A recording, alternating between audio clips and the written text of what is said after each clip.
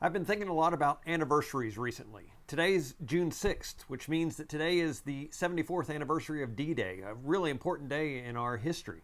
Marked the coming on the shore of the Allied troops there on the beaches of Normandy. Important milestone in World War II and in our effort as a country.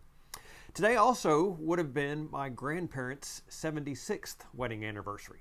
We lost my grandmother a couple of years ago, but the fact that they had celebrated more than 70 years together was just remarkable. Saw earlier today on Facebook, one of our church members was celebrating his 24th anniversary at his employer, and it reminded me that last Friday I celebrated my 16th anniversary here at Northway. And of course, here at Northway, we are celebrating 112 years of ministry together, and so that too is a moment to remember. Anniversaries serve for us a number of purposes. They're markers in time, sure, but they also provide an annual moment for celebration, something out of the norm. They provide an opportunity to denote longevity, that we have done something for quite a while together.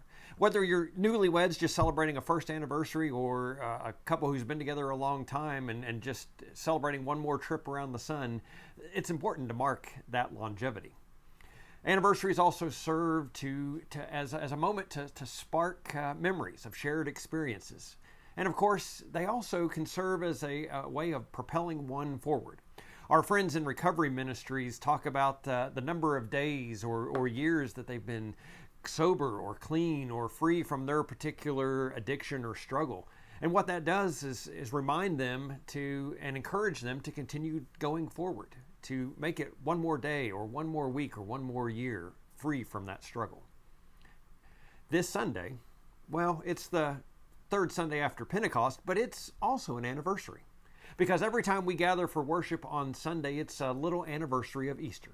Each Sunday is a little Easter, a day of remembering Christ's resurrection. And like the early church did, every time we gather on Sundays, we recall Christ's resurrection, but we also devote ourselves to the teaching of the faith, to fellowship, to breaking of bread, and to praying together. And like any other anniversary, when we gather on Sunday, there's a moment of celebration, of celebrating the fact that we are together in the house of the Lord, of denoting longevity, marking the time that we have been together as a community, certainly, but also recognizing the communion of saints and the folks who have gone before us. It's a time for denoting shared experiences together, particularly our participation in the breaking of the bread and the blessing of a cup, reminding us of Christ's saving acts for each of us. And of course, every Sunday when we gather, it also serves to propel us forward. That once we've heard the word proclaimed and gathered as a community around the table, we're sent from that table to be a salt and light in a world that needs to hear that good news. And so this Sunday, like every Sunday, it's going to be an anniversary.